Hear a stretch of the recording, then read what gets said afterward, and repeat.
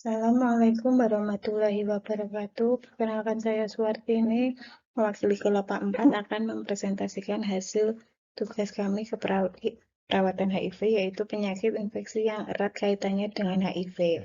Adapun kelompoknya yaitu ada 6. Yang pertama, Vilananda, Wahyu Budi Utomo, Iip Septo,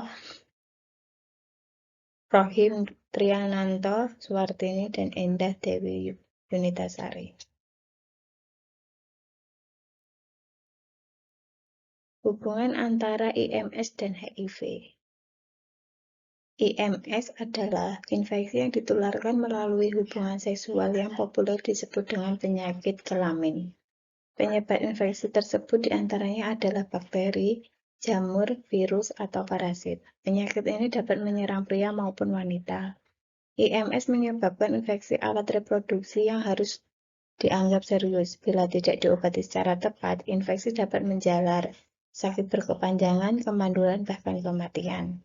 Wanita beresiko tertular IMS lebih besar daripada laki-laki karena alat reproduksi wanita lebih rentan dan sering berakibat lebih parah karena gejala awal tidak segera ditangani. Sedangkan penyakit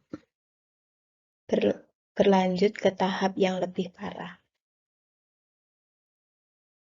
Penyakit IMS yang sering terjadi di masyarakat diantaranya yaitu gonore, sifilis, klamida, dan bakteri vaginosis. Penyakit gonore disebabkan oleh bakteri Neisseria gonorrhea. Pada laki-laki dikenal sebagai kencing nanah dengan gejala keluar cairan kental berwarna kekuningan dari alat kelamin dan nyeri di perut bagian bawah. Gejala gonore pada wanita diantaranya yang pertama yaitu keputihan yang banyak dari biasanya, yang kedua nyeri saat buang air kecil, ketiga pendarahan pada vagina yang terjadi di antara periode menstruasi, yang keempat pendarahan setelah berhubungan intim, kelima rasa sakit saat berhubungan intim, keenam nyeri perut atau panggul. Penyakit sifilis disebut juga raja singa, disebabkan oleh bakteri Treponema palladium. Tanda dan gejalanya yaitu muncul luka di daerah kelamin, muncul bercak merah atau bintil di tubuh yang dapat hilang dengan sendirinya, demam, sakit tenggorokan, tubuh lemah dan tidak nyaman, penurunan berat badan, rambut rontok terutama pada alis dan bulu mata. Yang kedelapan yaitu pembengkakan kelenjar getah bening.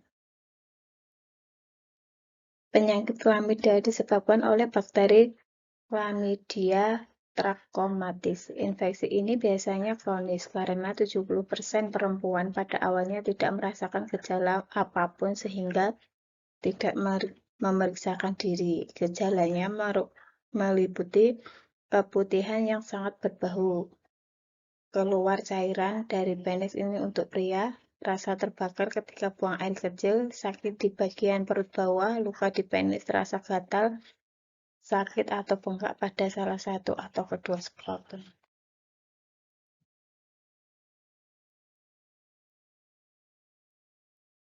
Selanjutnya yaitu penyebaran IMS.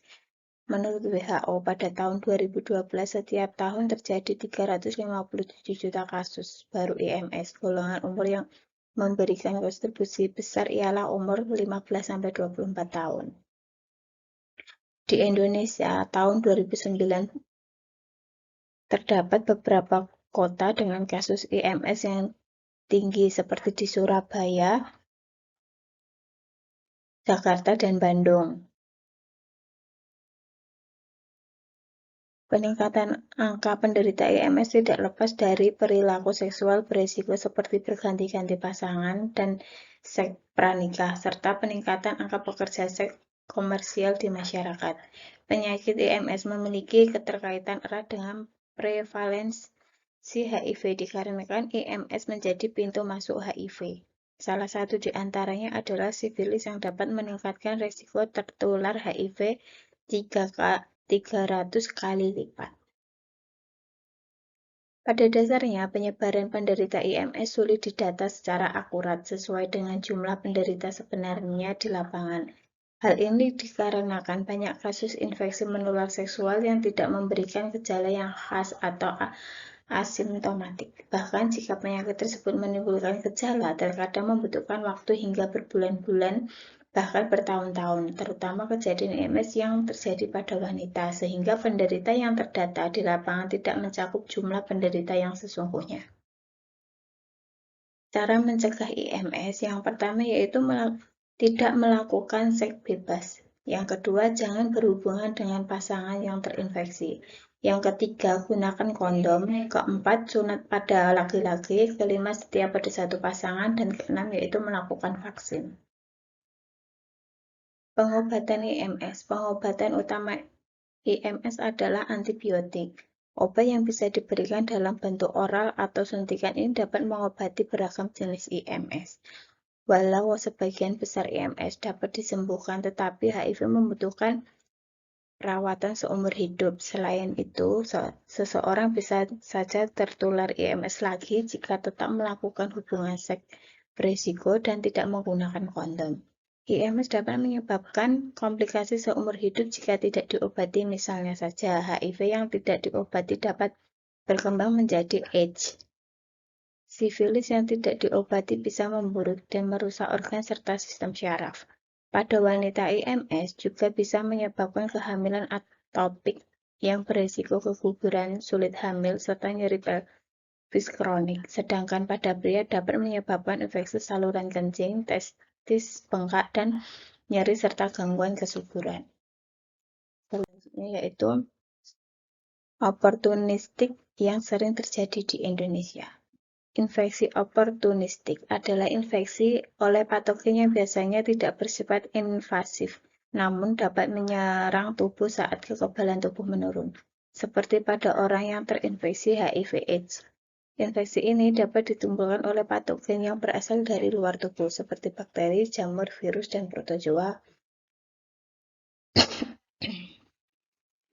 maupun oleh mikrobiota sudah ada dalam tubuh manusia namun dalam keadaan normal terkendali oleh sistem imun. Penurunan sistem imun berperan sebagai opportunity atau kesempatan bagi patogen tersebut untuk menimbulkan manifestasi penyakit. Infeksi oportunistik rentan terjadi pada penderita AIDS. HIV termasuk sebagai penyakit seumur hidup. Mengalami infeksi oportunistik artinya kemungkinan besar stadium infeksi HIV Anda sudah lanjut.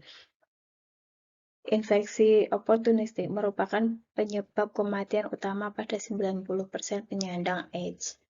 Pada fase AIDS, jumlah sel CD4 sudah turun drastis hingga di bawah 200. Dengan begitu, tubuh akan kesulitan melawan infeksi karena jumlah sel CD4 sudah sangat minim di dalam darah. Bahkan mungkin sudah kalah jauh dengan jumlah mikroba jahat, baik virus HIV-nya itu sendiri maupun patogen jahat lainnya. Itu kenapa kemunculan infeksi oportunis pada pengidap HIV/AIDS atau ODH tidak dapat dilawan dengan mudah. Alhasil, komplikasi ini dapat semakin menurunkan kondisi kesehatan penderita dengan cepat. Infeksi oportunis yang rentan menyerang ODH. Yang pertama yaitu kandidiasis, infeksi paru, tuberkulosis, herpes simplex, salmonella septicemia, toxoplasmosis, infeksi pencernaan. Cara mencegah infeksi oportunistik dapat dideteksi melalui pemeriksaan kandungan CD4 di dalam darah seseorang yang terinfeksi HIV. Cara terbaik untuk mencegah infeksi oportunistik adalah dengan mematuhi pengobatan dan terapi sesuai yang dianjurkan dokter. Pengobatan HIV dengan antiretroviral dapat menjadi cara mencegah dan mengatasi gejala penyakit yang mengarah pada infeksi oportunistik. Hubungan antara TB dan HIV. TB adalah penyakit menular langsung yang disebabkan oleh kuman TB, yang pada umumnya menyerang jaringan paru, tetapi dapat juga menyerang organ lainnya. Tanda dan gejala TB, adalah batuk berdahak selama 2-3 minggu atau lebih. Batuk dapat diikuti dengan gejala tambahan yaitu dahak, bercampur darah, batuk berdarah. Sesak nafas, badan lemas, nafsu makan menurun, berat badan menurun, malaise, berkeringat malam hari tanpa kegiatan fisik, demam meriang lebih dari 1 bulan. Faktor-faktor yang mempengaruhi kemungkinan seseorang menjadi pasien TB adalah daya tahan tubuh yang rendah, diantaranya yaitu infeksi HIV/AIDS dan malnutrisi atau gizi buruk. HIV merupakan faktor risiko yang paling kuat bagi yang berinteraksi TB menjadi sakit TB. Infeksi HIV mengakibatkan kerusakan luas sistem daya tahan tubuh seluler, sehingga jika terjadi infeksi penyerta seperti tuberkulosis, maka yang bersangkutan akan menjadi sakit parah, bahkan bisa mengakibatkan kematian. Bila jumlah orang terinfeksi HIV meningkat, maka jumlah pasien TB akan meningkat. Pandemi HIV/AIDS di dunia menambah permasalahan TB. Koinfeksi dengan HIV akan meningkatkan risiko kejadian TB secara signifikan. Di samping itu, TB merupakan penyebab utama kematian pada ODHA sekitar 40-50%. Kematian yang tertinggi ini terutama pada TB paru BTA negatif dan TB ekstra paru yang kemungkinan besar disebabkan keterlambatan diagnosis dan terapi TB. Sebagian besar orang yang terinfeksi kuman TB tidak menjadi sakit TB karena mereka mempunyai sistem imunitas yang baik. Infeksi tanpa jadi sakit tersebut dikenal sebagai infeksi TB laten. Pasien TB dengan HIV positif dan ODHA dengan TB disebut sebagai pasien koinfeksi TB HIV. Pasien HIV memiliki kemungkinan 20-37 kali lipat akan memiliki TB dibandingkan dengan orang yang tidak memiliki infeksi HIV. Diagnosa TB pada pasien yang terinfeksi HIV dilakukan pemeriksaan BTA dahak, fototoraks, dan jika kemungkinan dilakukan pemeriksaan CD4. Pengobatannya yaitu prinsip pengobatan obat pada TB HIV pada dasarnya sama dengan pengobatan TB tanpa HIV/AIDS, yaitu kombinasi beberapa obat dengan dosis dan waktu yang tepat. Kategori pengobatan TB tidak dipengaruhi oleh status HIV pada pasien TB, tetapi mengikuti buku pedoman nasional program pengendalian TB. Pada prinsipnya, pengobatan TB pada pasien koinfeksi TB HIV harus diberikan segera, sedangkan pengobatan ARV dimulai setelah pengobatan TB dapat ditoleransi dengan baik.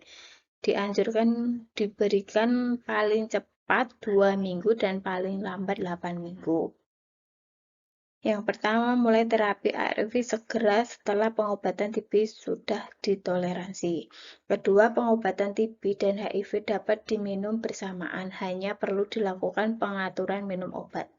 Ketiga, berikan jeda obat anti-TB dengan ARV kurang lebih 2,5 jam. Yang keempat, patuhi jadwal, dosis, dan cara minum obat baik obat maupun ARV. Kelima, hidup sehat dan teratur. Keenam, tutup mulut saat batuk dan bersin. Pencegahan TB HIV. TB dapat dicegah pada orang koinfeksi TB HIV dengan obat pencegahan isoniazid, dikenal dengan PPINH. PPINH penting untuk mencegah dan mengurangi TB aktif di masyarakat. PPINH diberikan selama 6 bulan kepada ODHA yang telah terbukti tidak terinfeksi TB. Terima kasih, mungkin hanya itu yang dapat saya sampaikan, kurang lebihnya mohon maaf.